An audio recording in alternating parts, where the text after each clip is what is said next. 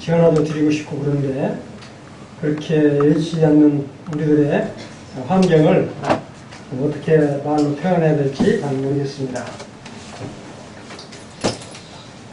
오늘은 안식일과 일곱 명절에 대해서 참 현재와 그다음에 앞으로 오는 세대에 걸쳐서 과연 이와 같은 명절이 우리들에게 어떠한 영향을 주고 있는가, 이런 부분들을 이렇게 교제하기를 원합니다. 우리 주님이 내가 이같이 말하노라. 하늘은 나의 왕자요, 땅은 나의 발받침이라, 발등상이라 이렇게 말씀을 하시죠. 이 한마디로 하나님이 얼마나 참 위대하시고 넓고 크고 기쁘신가 단적으로 이렇게 표현을 했다라고 생각을 하게 됩니다. 참 이런 하나님의 그 신비한 경륜을 성경 한 장에 과거나 현재, 오는 세대, 미래까지 걸쳐서 우리 인간을 얼마나 사랑하셨고 이렇게 배려했는가 하는 것을 생각을 하면서 정말 어떻게 구원을 받는 것이고 또 구원을 받은 이후에 우리 성도들은 어떻게 삶을 살아야 되는지, 그 다음에 정말 이 천국에 대한, 천년왕국에 대한 그런 소망까지를 한 장에 다 담아져 있는 것이 레위기 23장입니다. 참 과거로 이게 단절되어지는 것이 아니라 참 현재, 과거, 미래까지 쭉 이렇게 연결되어지는 이런 명절을 우리 하나님이 뭐라고 말씀을 하셨냐면, 하나님이 직접 여호와의 명절이다, 그 다음에 하나님의 명절이다, 나의 명절이다, 이렇게 말씀을 하셨어요. 그러니까 이 명절이 주는 의미가 어떤 것인지, 그래서 이 명절은 하나님이 택한 백성 이스라엘 민족, 즉 유대 민족은 반드시 지켜야 했습니다. 우리는 유대인도 아니고 이방인 성도들인데 유대인들이 지키는 이 명절을 우리가 알아서 뭐 하겠냐 이렇게 생각하실지도 모르지만, 이 명절을 통해서 하나님이 얼마나 이스라엘 백성들을 사랑하셨는지, 또 우리 이방 성도들을 얼마나 사랑하고 계신가를 이렇게 나타낼 뿐만 아니라 그 하나님의 은혜에 대한 감사하는 마음을 갖도록 하기 위함인 것입니다. 먼저 레위기 23장을 이렇게 한번 펴보시기 바랍니다.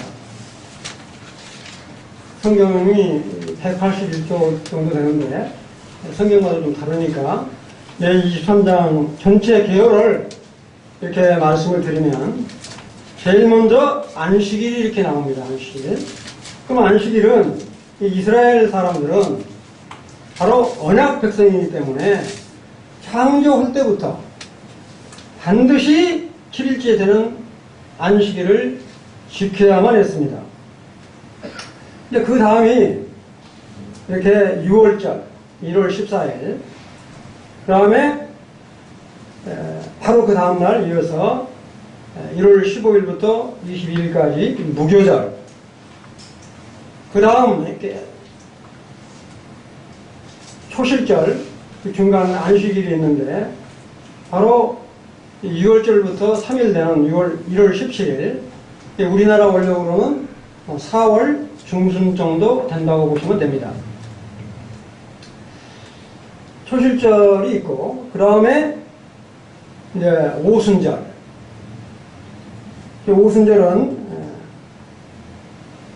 초실절부터 50일째 되는 날, 이거를 보통 우리 이제 봄에 새는 절기인데, 이거는 우리 주님의 재림의 초림의 사역을 이 의미를 하고 있습니다. 네 명절은. 그 다음에 오순절이 끝나고 그 다음에 가을 명절이 시작되는 나팔절까지가 약 4개월 기간이 있습니다. 나팔절이 7월 1일 날 나팔절이 있는데 우리나라 원력으로는 9월 말 10월 초 정도 될 겁니다. 나팔절이 있고 7월 1일 그 다음에 열흘 뒤인 7월 10일 날 바로 대속죄일, 이스라엘 사람들이 가장 자기 자신을 괴롭게 하고 귀하게 여기는 이 속죄일이고요. 그 다음에 5일 지나서 7월 15일부터 20일까지 이제 초막절, 장막절, 수장절 이렇게 표현을 해서 이 가을에 거행되는 이 명절은 주님의 앞으로 오실 이 재림에 대한 사역을 언급하고 있을 뿐만 아니라 이 명절을 통해서 천년왕국, 심지어는 새하늘과 새 땅까지도 암시하고 있는 장이다, 이렇게 보시면 되겠습니다. 그럼 먼저 이 안식일을 말씀을 드리겠는데, 이 안식일은 명절에 포함되어 있지는 않습니다. 근데 이 안식일, 그 다음에 안식년, 그 다음에 또 뭐가 있죠? 신년, 이렇게 연결이 되어지는데, 우선 이 안식일은 창세기 2장 2절에 보면 하나님께서 천지를 창조하시고 일곱째 날에 뭐라고 말씀하시냐면 그가 하시던 일을 일곱째 날에 마치시니 그가 하시던 모든 일을 그치고 일곱째 날에 안식하시니라, 이렇게 말을 했습니다. 이거는 율법으로 정해지기 전에 바로 창조할 때 안식일을 하나님이 직접 제정을 하셨어요. 근데 이제 레위기 23장 3절을 이렇게 한번 보시면 뭐라고 나오냐면 엿새 동안은 일을 해라. 그 다음에 일곱째 날은 쉴 안식일이니라. 성의 은날이라. 성회는 거룩한 집회라고 하는 뜻입니다. 성회. 거룩한 집회다. 거룩히 모이는, 이 거룩히 모인다는 말은 아주 구별된 집회다, 그런 의미죠. 너희는 아무 일도 하지 말라. 이는 너희 거룩한 각처에 지킬 여호와의 안식일이니라. 이렇게 말씀을 하시면서 출애굽기 20장 8절에 딱 뭐라고 명시를 되냐면 바로 하나님께서 이 10계명을 주면서 이 4계명째 안식일을 기억하여 그 다음에 거룩하게 지키라. 여기 거룩하게 지키라는 것은 뭐냐면 정말 다른 말하고는 구별해서 안식일은 반드시 지켜라, 그런 의미입니다. 뭐 거룩이라고 그러니까 뭐 이런 게 아니고 정말로 구별된 날이니까 지켜라. 11절에는 나 여호와 안식일을 복되게 하여 그날을 거룩하게 하였느니라. 내가 구별하였다는 이야기죠, 안식일은. 근데 놀라운 건 뭐냐면 출애굽기 23장 12절을 이렇게 보시면 뭐라고 되어 있냐면 이 안식일에는 너희들만 신랑하지 말고 심지어는 집에서 키우고 있는 소, 나귀, 그 다음에 뭐냐면 여종, 이 여종의 아이들, 심지어는 나그네들까지도 그날은 쉬어라, 이렇게 말씀을 하고 계세요. 그러니까 안식일을 얼마나 중요하게 여기고 있는가, 이것들을 이렇게 볼 수가 있죠. 하나님께서 제정하신 이 안식일을 이스라엘 사람들은 지키지 않으면 구약 때 죽임을 당했습니다. 만약에 안식일날 일을 한다는 이렇게 되면. 그런데 지금 이스라엘 민족이 현재 이스라엘에 지금 현재 살고 있는 이스라엘 인구가 약 950만 정도 되고요. 세계 각 나라에 다 흩어져 있는 사람 다 합치면 한 1,000만 정도가 된다고 그래요. 다 합치면 한 2천만 정도가 되는데, 이 유대인들 중에서 정말 우리 주 예수 그리스도를 나의 구주로 영접하고 있는 사람이 1% 미만입니다. 거의 안 믿어요, 우리 예수 그리스도를. 그러면 정말로 이 구약에 하나님 말씀을 믿고 있는 사람이 전부 다냐? 그렇지도 않는 참 슬픈 상태에 놓여 있습니다. 그런데 하여튼 이 유대인들은 이 안식일을 철저히 지키는데 얼마나 철저히 지키냐? 그 사례를 제가 몇 가지만 말씀을 드릴게요. 우선 안식일은 금요일 오후 저녁 6시부터 그 다음 토요일 6시까지가 안식일입니다. 이 안식일 날은 바로 밥을 하지 않는다. 밥을 하지 않는다. 미리 밥을 해놨다가 먹는 거는 먹는데 밥을 하지 않는다. 두 번째는 뭐냐면 우리 어린아이나 장애인들을 절대로 휠체어로 밀어서는 안 된다. 그것도 일로 보는 거죠. 그 다음에 더 쉬운 건 뭐냐면 절대 자동차로 1km 이상 운전하면 안 되니까 아예 자동차 운전을 하지 않는다. 거기까지는 뭐 그럴만 한데, 여러분들 방 안에 전기 스위치를 켜요? 그 다음에 꺼요? 이것도 못해요. 자동적으로 안식일 날 되면 불이 켜지고 꺼지도록 만들어 놓은 거야. 그것뿐만 아니라 호텔에 들어가면, 큰 빌딩에 들어가면 우리가 12층까지 간다든지 꼭대기까지 올라가면 엘리베이터 스위치를 눌러야 돼요? 말아야 돼요? 그것도 눌러서는 안 됩니다. 그래서 올라가는 것, 내려가는 것도 자동적으로 열고 닫고 하니까 주일날 만약에 호텔을 간다든지 정말 이 빌딩을 찾아간다면 마음 작심하고 가셔야 된다고 그럽니다. 정말 이 하나님이 안식일을 정하는 목적은 정말 이런 어떤 외형적인 것에 있는 것이 아니라 정말로 그날만은 정말로 하나님이 베풀어 주신 그 사랑과 은혜에 대해서 깊이 나오고 교제하자, 사귀자, 정말 화목하게 지내자, 그런 의미인데 이스라엘 사람들은 철저하게 이런 외형적인 것에 완전히 매몰되어 있다라고는 사실입니다. 그런데 이거를 깬 사람이 누구죠? 우리 주님이 이 땅에 죄 없는 몸으로 입고 오셔서 안식일을 깼어요. 바리새인들이 그러니까 죽이려고 그러죠. 안식일에 이른다고 그래서. 뭐냐면 병자를 병 고쳐주죠. 눈먼 자를 눈뜨게 해주는 일을 우리 주님이 직접 하셨습니다. 안식일에 주는 의미는 이런 건데, 그래서 구약 때는 지금이든 유대인들이 지키는 안식일, 조금 전에 말씀을 드렸는데, 정말 우리는 보통 우리 이방인들은 안식일 지킬 필요 전혀 없습니다. 우리는 유대인도 아니고 우리는 이제 예수 그리스도를 믿는 성도들이기 때문에 안식일은 지킬 필요가 전혀 없어요. 그런데 우리는 이처럼 오늘 같은 날을 무슨 날이라고 그러죠? 안식 후 첫날, 그 다음에 주의 첫날, 그 다음에 주의 날이라고 해서 초대교회 때부터 계속 모여서 예배를 드리고 있습니다. 그래서 오늘 우리가 모이는 것은 안식일 날 모이는 게 아니고 바로 우리 주님이 부활하신 날, 안식 후 첫날, 부활하신 날 지금 우리들이 모여서 예배를 드리고 있습니다. 그럼 이렇게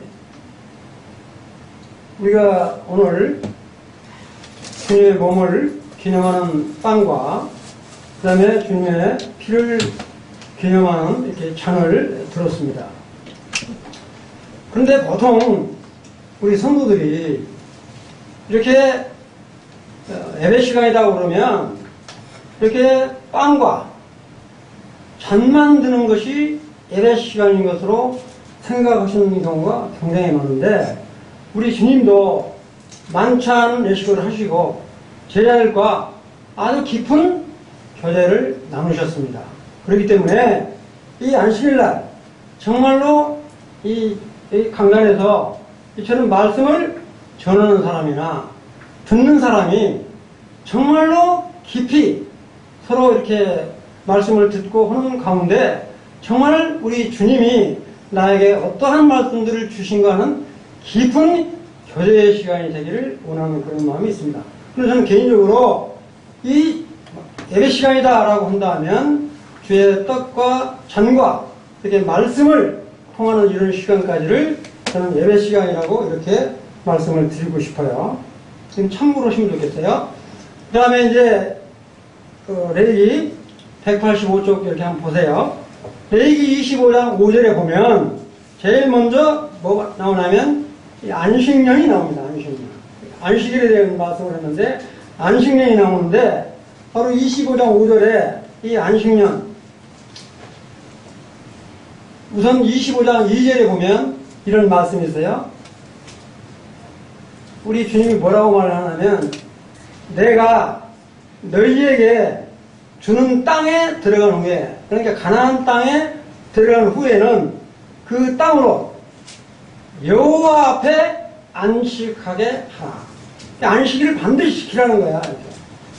레위기 25장 2절에 그 다음에 25장 5절, 25장 8절 쭉 나오니까 제가 전부 읽지는 않겠습니다. 근데 이 안식일을 이 하나님께서 얼마나 중요하게 여겼는가 하는 것을 제가 말씀을 드리면 바로 우리 이스라엘 백성들이 출애굽을 해서 가나안 땅에 들어가서 가나안의 7 족속을 다 물리치고 거기서 살면서부터 그 다음에 하나님 이제 이 이스라엘 백성들이 이제 죄를 지고 하도 말을 안 들으니까 망하게 해서 바벨론 포로로 떠나갈 때까지 몇 년 동안 살았냐면 859년 동안 살았어요. 그래서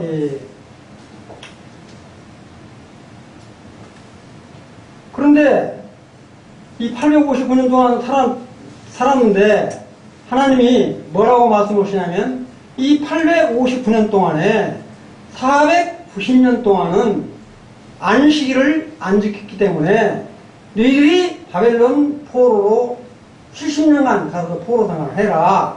그럼 포로 생활하는 기간 동안에 이 안 벌어먹고 살면 땅이 쉬겠죠. 70년. 그래서 포로 생활을 하도록 그렇게 하신 거예요. 그런 말씀이 어디 있냐? 레위기 26장 34절, 35절을 한번 보시면 명확하게 나와 있습니다. 제가 읽겠어요. 26장 34절, 35절. 너희가 원수 땅에 살 동안에 너희의 본토가 항모할 것이므로 땅의 안식을 누릴 것이라. 그때 땅의 안식을 누리니 너희가 그 땅에 거주하는 동안 너희가 안식할 때 땅은 쉬지 못하였으나 그 땅이 항모할 동안에는 쉬게 되리라. 참 이 같은 말씀들이 참 수천 년이 지난 후에도 그대로 이루어지도록 하시는 참 이 말씀이 얼마나 참 큰가. 그렇기 때문에 이와 같이 하나님께서 이스라엘 자기가 택한 백성들에 대해서 자기가 정한 이 안식년을 철저하게 지키도록 했다. 그런데 또 놀라운 건 뭐냐면 이것뿐만 아니라 이 77은 49, 이 안식년을 7번 딱 지내고 나면 77은 49, 그 다음에 50번째 되는 절기를 희년이라고 그러죠. 희년. 그래서 50년째 되면 이 희년 때는 정말 노예 생활을 한 사람이든 내가 논밭을 샀던 사람이든 하면 본래 주인에게 반드시 돌려주도록 되어 있는 것이 바로 뭐냐면 희년제도입니다.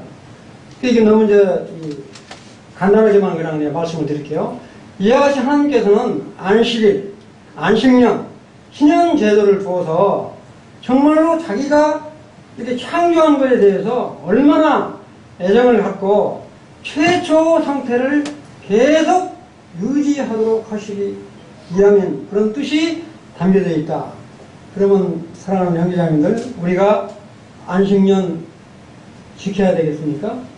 지금 우리가 희년시켜야 되겠습니까? 만약에 이런 말 하면 이건 전혀 안 맞는 말입니다.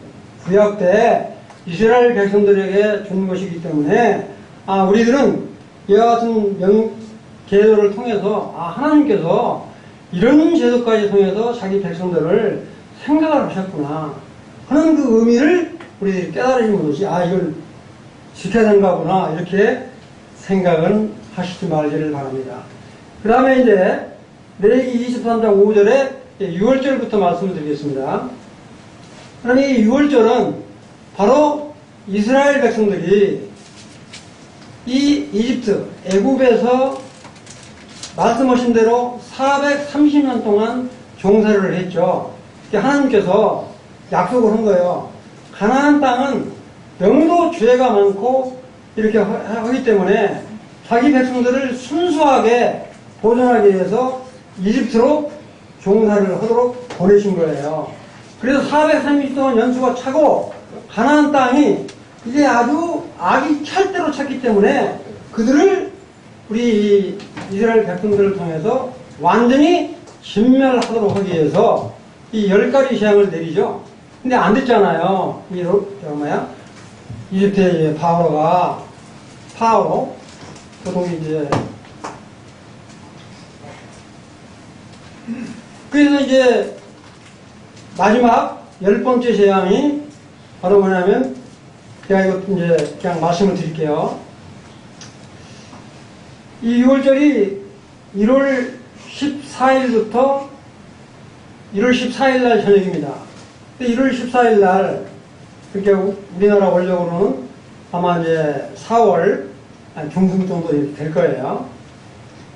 근데 이 6월절을 지킬 때는 반드시 1월 10일 날 이렇게 아주 어린 양, 숫 어린 양을 취해서 4일 동안 이 병 들었는지 안 들었는지 잘 살핀 다음에 4일 후에 19날 밤에 이 양을 잡아서 구워서 먹고 고기는 먹고 그 다음에 피를 문 임방 좌우 설주에 반드시 뿌려야 됩니다. 안 뿌리면 안 돼요.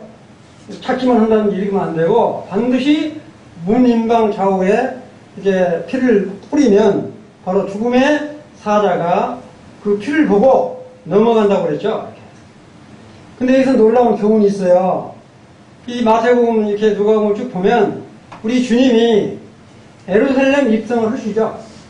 예? 예루살렘 입성을 하신다고요. 호산나 그러고 아주 좋아라고 하잖아요. 왕이 들어왔다고 그래서 예루살렘에 딱 돌아와서 며칠 만에 우리 주님이 돌아가시냐 하면 딱 4일 후에 우리 주님이 갈보리 십자가에서 돌아가십니다. 바로 그게 바로 출애굽 때 10일날 양을 취해서 14일날 밤에 잡은 것처럼 우리 주님이 예루살렘 성에 들어가서 4일 후에 잡혀 돌아가시는 이와 같은 예표가 벌써 몇천 년 전에 언급이 되어 있다고 하는 사실들을 생각할 때 이와 같은 구원 계획이 하나님 계획 안에 놓여 있었다. 이런 것들을 말씀드릴 수가 있습니다. 그래서 이 바로 어린 양은 우리 주님, 죄 없으신 우리 주님이 죄의 몸을 입고 이 땅에 오신 겁니다. 그래서 우리 주님은 단번에 피 흘려 돌아가셨죠. 근데 이 6월절은 이스라엘 백성들은 매년 드려야 됩니다. 매년. 근데 이 6월절은 우리 주님이 이 땅에 오셔서 6월절을 아주 철저하게 지키셨습니다. 무일로 지키시고요. 우리 주님은 이 땅에 오셔서 율법의 완성자예요. 아주 율법을 철저히 다 완수를 하셨던 분입니다. 그래서 로마서 6장 10절 신약성경 246쪽을 한번 보시면 그가 죽으심은 죄에 대하여 단번에 죽으심이요 그가 살아계시면 하나님께 대하여 살아계심이니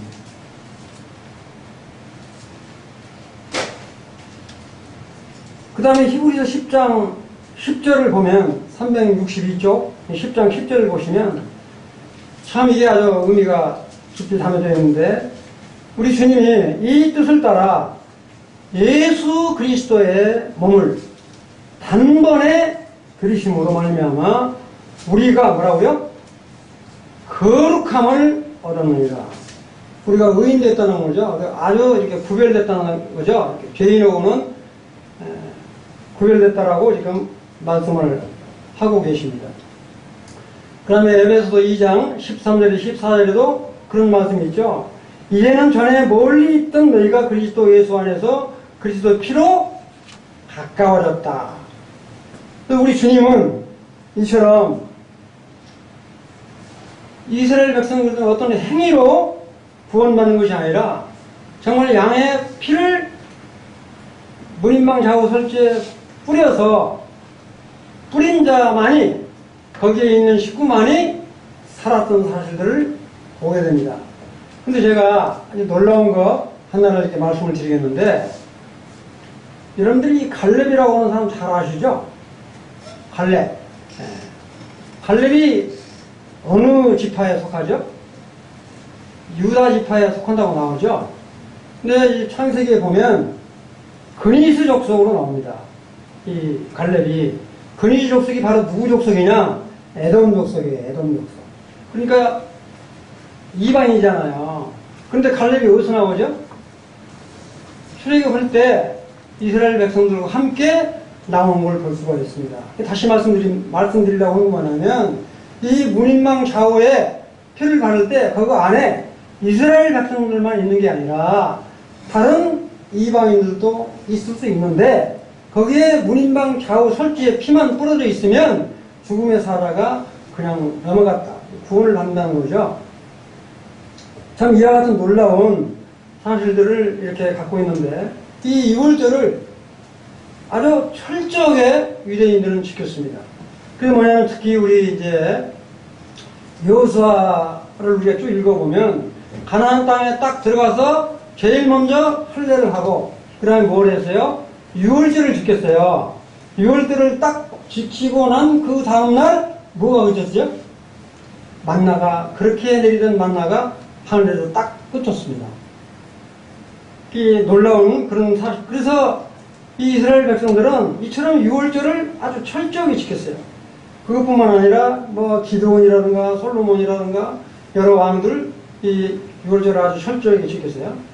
근데 이 무교절은 바로 이 유월절이 끝나면 바로 그 다음 날부터 이 15일부터 21일까지 이 무교절이 이렇게 성생이 되는데, 이 무교절은 이제 레위기 23장 6절에 명확히 나와 있는데, 바로 이 무교절을 제가 설명을 드리면,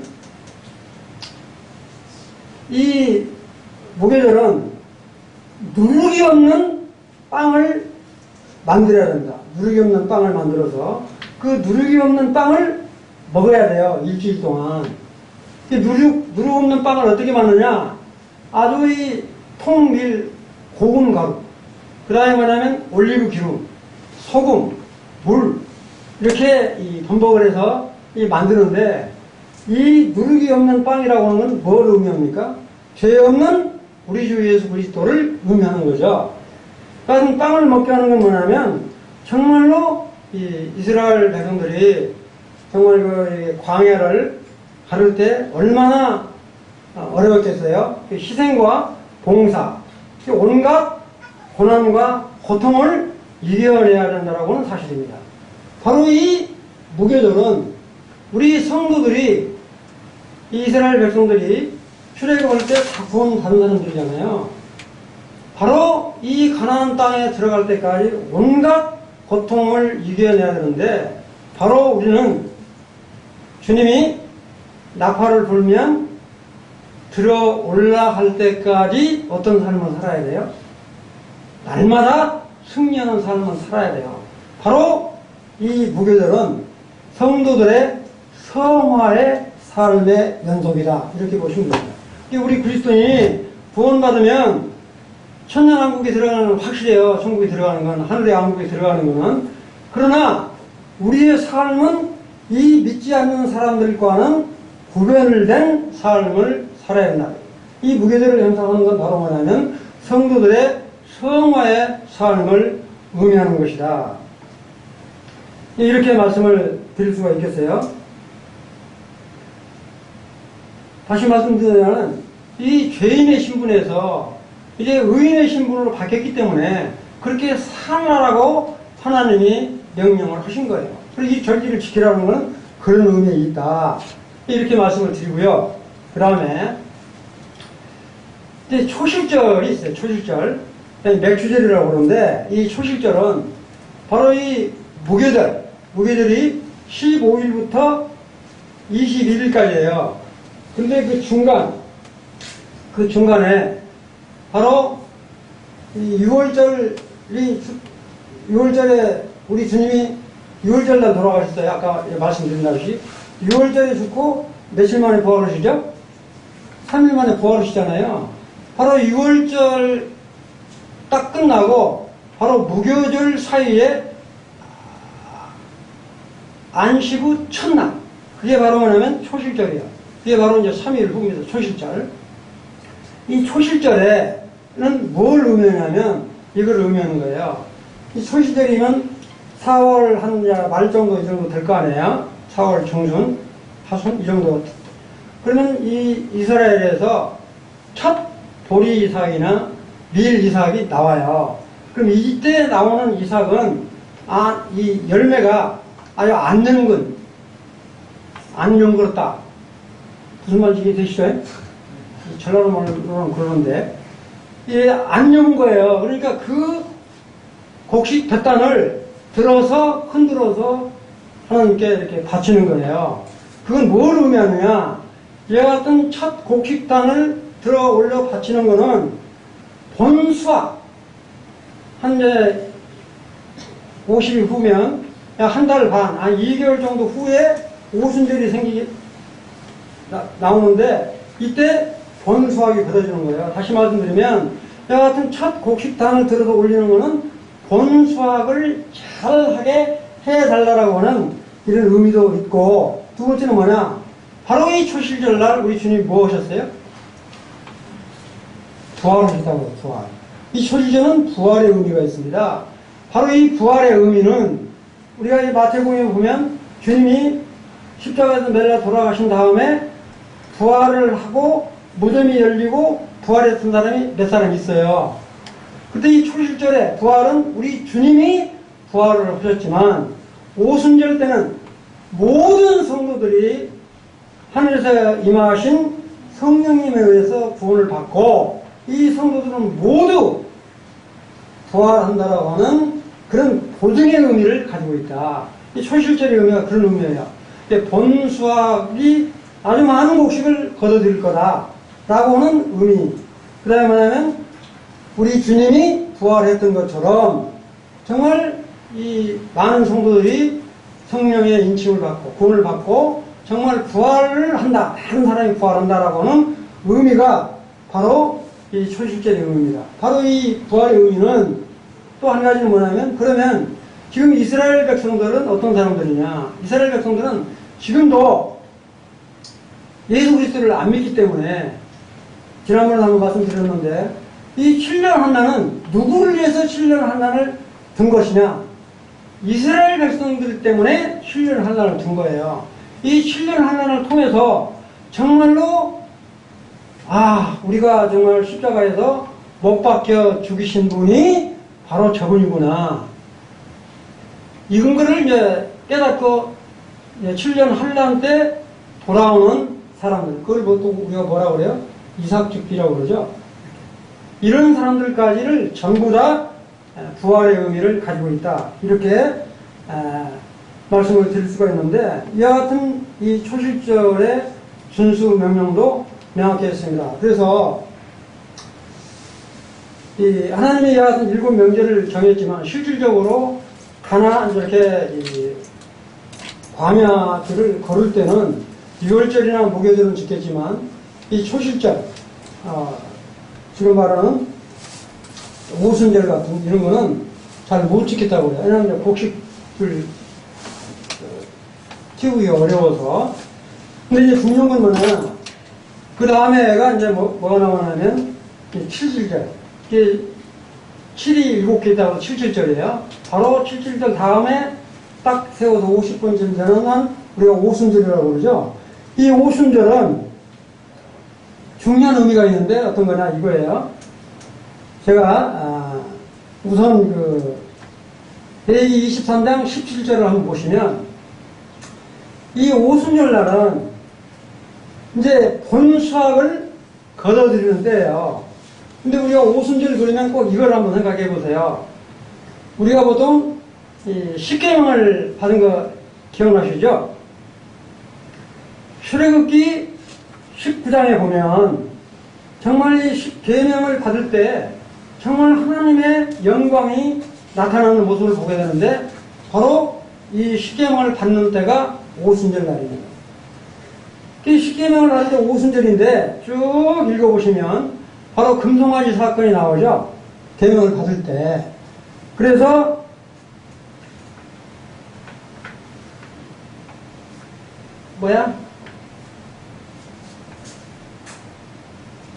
무려 3,000명이 율법을 받는 날 3,000명이 죽임을 받게 돼요. 출애굽기 쭉 32장까지 읽어보면. 그런데 놀라운 건 뭐냐면 오순절 날 사도행전 2장 이렇게 쭉 보시면 2장 2절에서부터 4절까지 그 다음에 42절을 보면 이 성령이 임하는 날 몇 명이 구원받았죠? 3,000명이 구원을 받았죠. 그러니까 율법을 받는 날은 이스라엘 백성들이 3,000명이 몰살을 죽임을 당했지만 정말 구원받은 때는 성령님이 임하신 때는 3,000명이 구원을 받는 그런 사실들이 성경에 명확하게 이렇게 구분이 되어 있기 때문에 한번 꼭 읽어보시면 좋을 것 같아요. 근데 이 오순절 날 무게될 때는 빵에 누룩을 넣지 말라고 그러는데 이 오순절 날은 빵 2개를 만드는데 이 빵 2개는 누룩을 넣어서 만들어라. 누룩을 넣어서 만드는데 이 오순절은 본수학이 있기 때문에 많은 곡식이 들어옴에도 불구하고 곡식을 취해서 하나님께 제사드리는 게 아니라 바로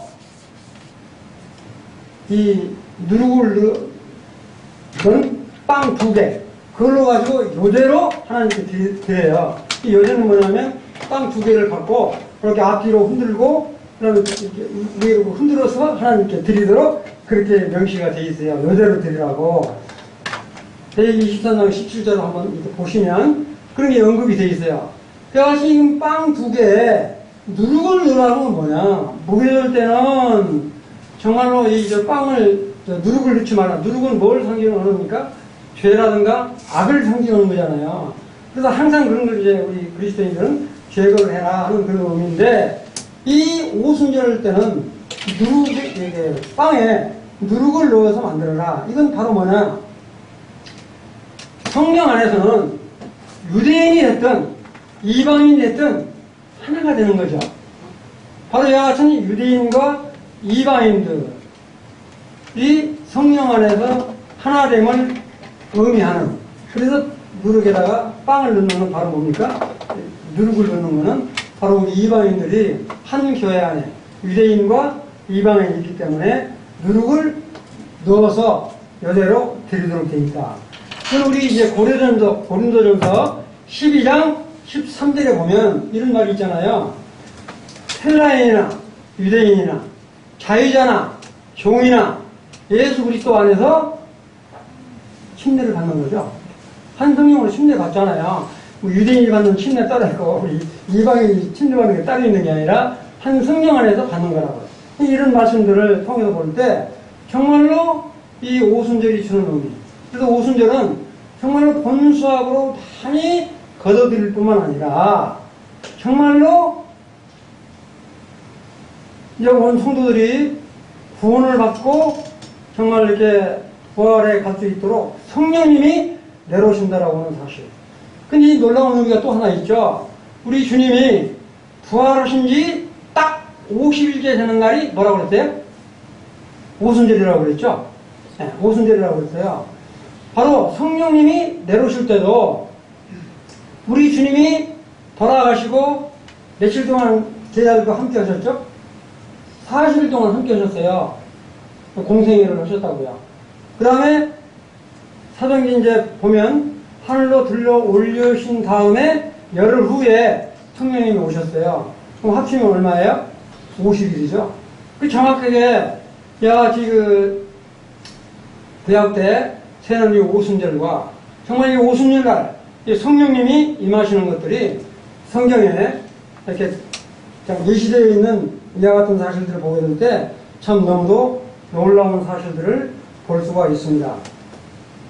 그래서 지금까지 말씀드린 이 6월절, 무교절, 7.7절, 7.7절, 오순절,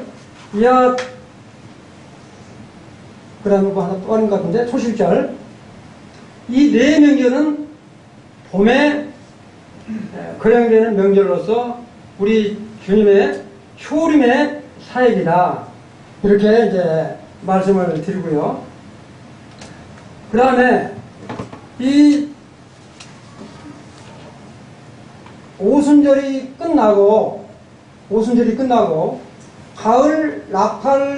가을에 거행되는 나팔절까지가 약 4개월 동안의 텀이 있어요. 이제 그때가 7월 1일인데 우리나라 원력으로는 9월 말 또는 10월 초쯤 될 거예요. 4개월 동안 텀이 있어요. 그런데 신학적으로 본다면 바로 우리 주님이 승천하신 후 재림하실 때까지 2000년 동안의 기간이다. 이 2000년 동안의 기간에 우리 이방인 성도들은 어떻게 되죠? 교회를 이루는 시대죠. 교회를 이루는 시대. 그 다음에 이 유대인들한테는 정말로 하나님께서 침묵하는 시간. 우리 이방인들한테는 은혜의 시대. 그래서 유대인들은 지금도 이 방황하고 있다 이거죠. 그런 시대의 의미를 가지고 있는데 바로 이 나팔절을 준수하도록 이렇게 이야기를 했습니다. 레위기 23장 24절을 이렇게 한번 보시면 언급이 되어 있는데 23장 24절, 23장 25절 꼭 이렇게 한번 읽어보시길 바랍니다. 이 나팔이 주는 의미는 보통 나팔을 불면 전쟁을 시작할 때든지 전쟁을 멈추게 할 때든지 그 다음에 잠자리를 들게 한다든지 잠을 깨우게 한다든지 또 이 백성들을 모이게 할 때 이 나팔을 불게 되는데 이 나팔은 분명한 나팔을 불 거라고 생각이 되어집니다. 근데 이 나팔절은 아주 중요한 의미가 있어요. 저는 이 마지막 날에 주님의 공중 재림을 할 때 나팔 소리가 나는 것이 데살로니가전서 4장 16절부터 17절까지가 우리 휴거될 때 나팔이 불면 우리 이렇게 공중으로 이렇게 끌어들여 올려가는 그런 나팔이 있는가 하면 시간이 없으니까 다 찾지는 않겠는데 마태복음 24장 31절에 보면 7년 대환란, 우리가 보통 말하는 대환란 3년 반 후 3년 반이 끝날 때에 우리 주님이 지상 재림을 할 때도 나팔을 불어요. 나팔 부는 모습이 나온다고요. 24장 31절에 보면. 그 다음에 이사야 27장 13절에 보면 바로 천년왕국 때 나팔 부는 모습이 나옵니다. 이것만 제가 읽어드릴게요. 그날에 큰 나팔을 울려 불리니 아수르 땅에서 파멸케 된 자와 애굽 땅으로 쫓겨난 자가 돌아와서 예루살렘 성산에서 여호와께 경배하리라. 그러니까 이 아수르가 이방인이잖아요. 그 다음에 뭡니까? 애국도 이방인이잖아요. 근데 천년왕국 때 이 이방인 사람들 중에서 구원을 받는 사람이 바로 이 나팔을 불 때 모이게 된다라고 하는 사실들은 천년왕국 때 아니면 없잖아요. 지금 무슨 뭐 나팔 분다고 해서 애국 사람들이 이렇게 올 일은 없으니까. 그래서 이 나팔이 주는 의미를 이런 의미인데 이 나팔절 날 반드시 이스라엘 백성들은 이사야 60장, 61장을 읽었다고 해요. 그래서 제가 다 읽지는 않고 이사야 60장 1절하고 2절만 제가 읽어드릴게요. 한번 보세요. 1절 일어나라 빛을 발하라 이는 내 빛이 이르렀고 여호와의 영광이 내 위에 임하였음이니라. 22절에 그 작은 자가 천을 이루겠고 그 약한 자가 강구를 이룰 것이라. 때가 되면 나 여호와가 속히 이루리라. 이게 나팔절에 반드시 이스라엘 백성들이 이렇게 읽는 그와 같은 절인 것을 볼 수가 있습니다. 그 다음에 이제 속죄일하고 초막절이 나와 있는데 그것도 설명만 드리도록 하겠습니다. 시간이 거의 다 됐으니까. 이 속죄일은 이스라엘 백성들이 가장 귀하게 여기는 날이에요. 이 속죄일은 이스라엘 백성들, 대제사장들이 1년 동안에 저질렀던 죄를 이렇게 덮는 그런 날이에요. 그래서 속죄일에 대한 걸 잘 읽으려면 레위기 16장을 잘 한번 읽어보시면 아주 잘 나와 있는데, 레위기 16장. 그 다음에 레위기 23장 27절부터 32절까지 한번 읽어보시면 좋을 것 같아요. 설명을 드리면 이런 거예요. 대제사장과 자기 식구들의 죄를 위해서는 송아지, 이 세상도 좀 부자가 되어야 될 것 같아요. 소를 잡아서 번제로 드렸어요. 그 다음에 두 번째는 뭐냐면 이 순염소 2마리를 취해서 제비를 뽑아가지고 한 제비는 하나님을 위해서 번제로 드렸고 제비로 뽑힌 한 염소는 이스라엘 백성들의 모든 죄를 안수한 다음에 그 다음에 그 염소는 광야로 내쫓아 보내는 거예요. 죄를 지은 것이고. 그걸 보통 우리가 속죄 염소 또는 신약 우리 이제 개혁 성경에는 아사셀 염소라고 그러죠. 이렇게 속죄일 날은 그와 같은 일을 했는데 이 속죄일 날 우리 대제사장의 옷이 얼마나 멋있어요? 근데 그날만은 어떤 옷을 입냐면 새 마포 뭔지 아시죠? 마포. 그 다음에는 새 마포 띠, 그 다음에 새 마포 관을 쓰고 이 제사를 드리는데 이 제사장이 성소에서 제사를 드릴 때 뭐냐?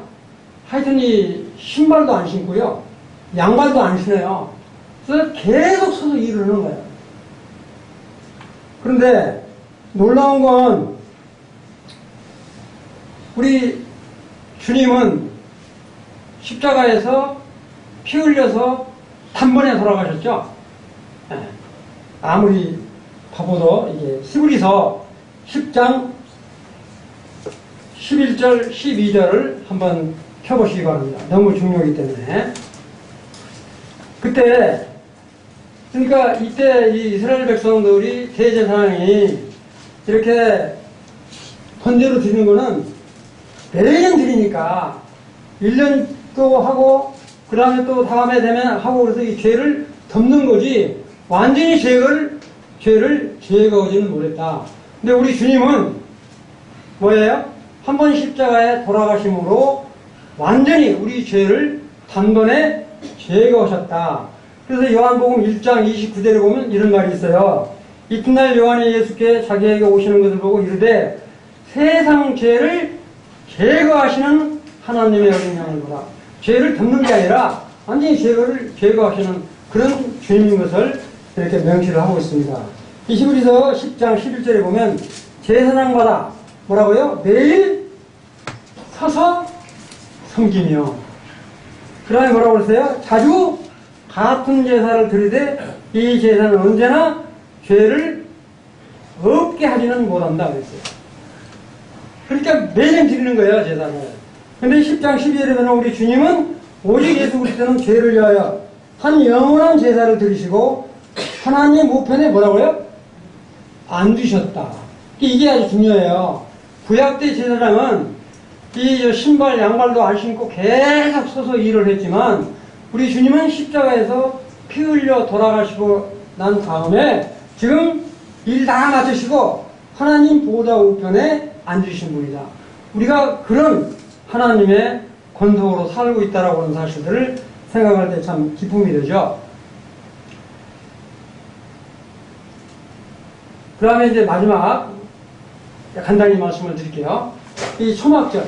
이 초막절은 레위기 23장 34절에서 42절까지 쭉 나오는데, 바로 이 초막절은 이스라엘 백성들이 정말로 우리 조상들이 이 광야 생활 가운데 얼마나 정말 이렇게 고생을 했는지, 그것을 그 고생 가운데서 하나님이 얼마나 사랑과 은혜를 베풀었는지를 기억하라고 하는 명절입니다.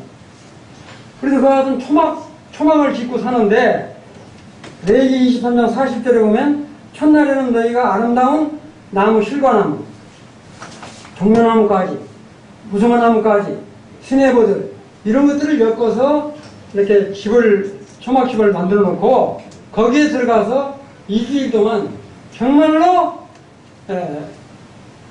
이렇게 슬퍼할 때는 언제 슬퍼냐면 속죄일 때는 자기를 괴롭히고 이렇게 슬퍼하는데, 이 초막절 때는 절대 슬퍼하면 안 돼요. 기뻐하라는 거야. 이 초막절은 바로 뭐냐면 이제 가을철에 굉장히 많은 수확을 거둬들이잖아요. 아주 이 풍요를 나타내고 있다고요. 바로 이건 뭘 의미하냐면 우리 주 예수 그리스도의 정말 지상 재림을 통해서 천년왕국을 이루는 그것을 의미하고 있는 겁니다. 이 명절. 그렇기 때문에 이 명절을 통해서 정말로 주님이 이 땅에 왕국을 이루실 것을 이렇게 생각을 하는 거예요. 그래서 심지어는 이 스가랴서 14장 16절, 그 다음에 19절에 보면 어떤 말씀이냐면 이런 말씀이 있어요. 천년왕국 때 반드시 이 이방인 사람들도 이 초막절을 지켜라. 만약에 안 지키면 재앙으로 벌을 주겠다고 그랬어요. 그래서 제가 그건 읽을게요. 한번 들어보세요. 스가랴 14장 16절, 예루살렘을 치러 왔던 열국 중에 남은 자가 해마다 올라와서 그 왕 만군의 여호와께 숭배하며 초막절을 지킬 것이라. 애굽 사람이나 열국 사람이나 초막절을 지키러 올라오지 아니하는 자의 받을 벌이 이러하니라. 그러니까 초막절을 만약에 천년왕국에 들어와 있는 사람은 전부 유대인만 들어있는 게 아니잖아요. 우리 일반인 사람들 중에서 구원을 받는 사람은 다 천국에 천년왕국에 들어오는데, 이 천년왕국에 들어오는 이방인 사람들도 반드시 예루살렘으로 이 초막절을 지키도록 올라오라. 만약에 안 올라오면 재앙을 내리시겠다. 이와 같은 명절들을 통해서 우리가 뭐를 알 수 있느냐. 정말 이 공중나팔이 언제 울려 퍼질지는 우리가 아무도 알 수가 없습니다. 이제 이 말씀만 드리고 마치려고 하는데, 지금까지 드렸던 이 안식일이 주는 의미는 정말로 그 날만이라도 하나님과 깊은 사귐과 화목 가운데 정말 마음의 여유를 갖고 지내라. 그런 의미가 있고, 아까 말씀드린 6월절, 무교절, 초실절, 오순절 이렇게 봄에 드리는 명절을 통해서 정말로 이 구원이라고 하는 것, 그 다음에 구원을 받고 우리 성도들이 어떻게 성화된 삶을 살아야 될 것인가, 부활에 대한 소망을 갖도록 이렇게 초림사역을 언급을 하고 있고, 가을에 열리는 나팔절, 속죄일, 그 다음에 초막절은 정말로 이 주님의 재림과 천년왕국, 새하늘과 새 땅에 대한 그런 소망을 갖도록 우리들에게 이렇게 말씀을 하고 계신다. 그래서 정말 이와 같이 과거에 묶여있는 게 아니라 과거, 현재, 오는 세대까지를 조망하는 이와 같은 말씀들을 저희들에게 주신 주님께 감사의 말씀을 드리면서 기도하고 마치겠습니다. 사랑하는 주님, 오늘 안식일과 일곱 명절을 통해서 하나님께서 우리들에게 얼마나 저희를 사랑하시고 주님 은혜 가운데 거하게 하시는가 하는 것들을 생각을 할 때 진실로 감사를 드립니다. 비록 이 땅에 사는 것이 너무 어렵고 힘든 고난 가운데 있다 한다 할지라도 참 주님이 주신 이 인내의 소망을 갖고 살아가도록 이런 명절들을 허락하시고 저희들에게 깨닫게 하시오니 진실로 감사를 드립니다. 주님, 참 주님께서 허락하신 이 주일날 주님의 사랑하는 자녀들 위해 함께 하셔서 참으로 이 번져있는 코로나를 완전히 소멸케 하셔 정말 하나님을 기쁜 마음으로 감사와 찬양으로 모일 수 있도록 주님 은혜를 베풀어 주시기 원합니다. 감사를 드릴 때 존귀하신 주 예수 그리스도의 이름으로 기도합나이다. 아멘.